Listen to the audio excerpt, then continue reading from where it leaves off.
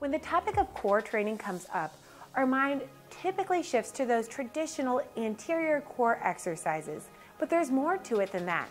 A truly strong core is strong in all directions.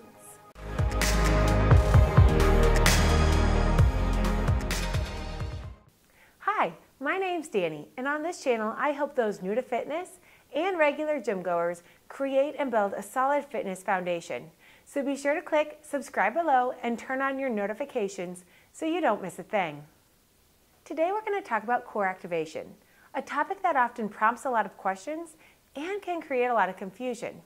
I want to keep today as practical as possible, so I put together 5 tips to help you optimize your core training.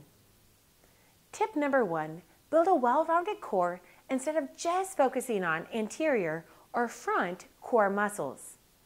When the topic of core training comes up, our mind typically shifts to those traditional anterior core exercises like crunches, sit-ups, Russian twists, and planks. But there's more to it than that. Think about your core as a cylinder or a canister that surrounds your midsection. Now this canister has a top, your diaphragm, and a base, your pelvic floor.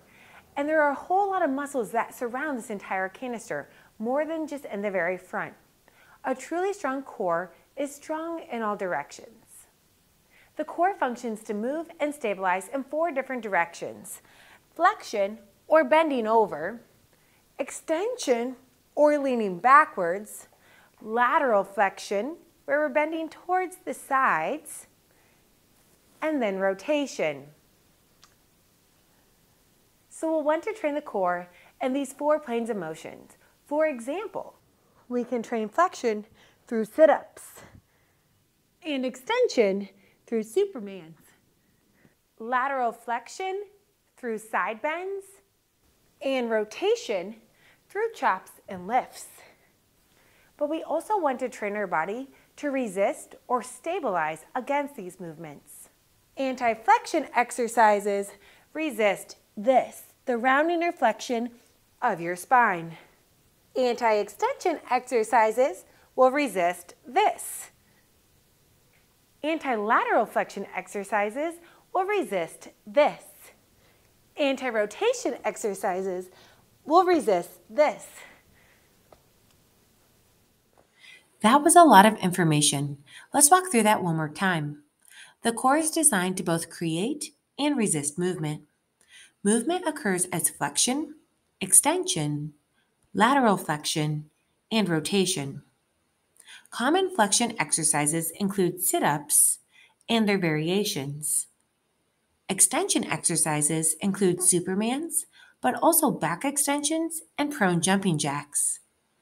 Lateral flexion exercises include side bends and bent knee heel reaches.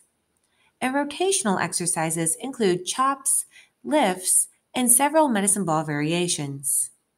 At the same time, the core is designed to prevent external forces from moving the spine out of its neutral or natural alignment. We can categorize these exercises based on the movement they attempt to prevent: anti-flexion, anti-extension, anti-lateral flexion, and anti-rotation. Movements that resist the rounding of the spine are called anti-flexion exercises. We see this during RDLs or Romanian deadlifts. Anti-extension exercises would include high and low planks, where you're trying to resist gravity's downward pull on the hips. Dead bugs and hollow holds would also fall into this category. Anti-lateral flexion exercises resist the sidewards pull of resistance. We see this during one-arm weighted carries and anytime we're performing a movement where we're only loading one side of the body. And finally, anti-rotation exercises resist rotation of the hips and shoulders, like during high plank or bear hold rows, as well as pull-off press variations. Chops and lifts can also have an anti-rotation emphasis where the goal is to move the external resistance without it moving our body. Tip number 2, focus on quality over quantity. This requires you to understand which core muscles you're activating and then trying to feel those muscles do the work. If you're working with a coach or trainer, Don't be afraid to ask, where should I be feeling this? Or, this is where I'm feeling it. Is that what we're targeting? This is true for our moving exercises like sit-ups, side bends, and rotational chops. It's also true for our stabilizing or static core exercises like front planks and one-arm carries. I want you to listen closely. Proper core technique can strengthen the core. Improper core technique can weaken the core. I'll show you what I mean. If you're performing a dead bug, then your anterior or front core muscles will be stabilizing while your limbs are moving. We want to make sure the distance between your rib cage and pelvis remains the same throughout the entire range of motion. If your rib cage flares upward or your pelvis tips downward, we've lost core control over that area. When this happens, we'll start to recruit other muscles to do the work instead, like your lower back and your hip flexors. Likewise, if you're performing a one-arm weighted carry and you're not engaging your core and postural muscles, you're likely reinforcing poor posture. During this movement and its variations, you'll want to again maintain the same distance between your rib cage and pelvis throughout the entire movement. If this distance collapses, we're no longer training our core, and instead we're putting unnecessary and unwanted stress on our shoulder, spine, and hips instead. Tip number 3, think of every exercise as a core exercise. Again, when we talk about core training, we often think about those traditional core exercises, and we can forget that we are using our core during every single movement that we perform. And so this means that every exercise is an opportunity to reinforce core activation. For example, anytime we're loading one side of the body, we're automatically going to engage the core to help us stabilize against this asymmetric force. In the case of a one-arm curl, if our core is not active, you're going to see a lot of accessory movement. And so for that reason, I would consider a one-arm curl an anti-rotation exercise.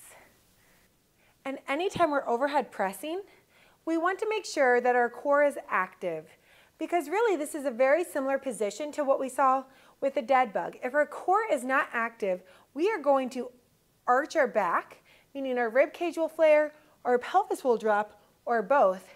And this is why some people will experience low back pain during their overhead presses. You can find the next 2 tips in the free guide I've created just for you. Unlock your core's full potential. It also provides a quick recap of tips 1 through 3, and then again tips 4 and 5, which you won't want to miss. The link is in the description below. Thank you for joining me for my first video. I'm already looking forward to seeing you next time.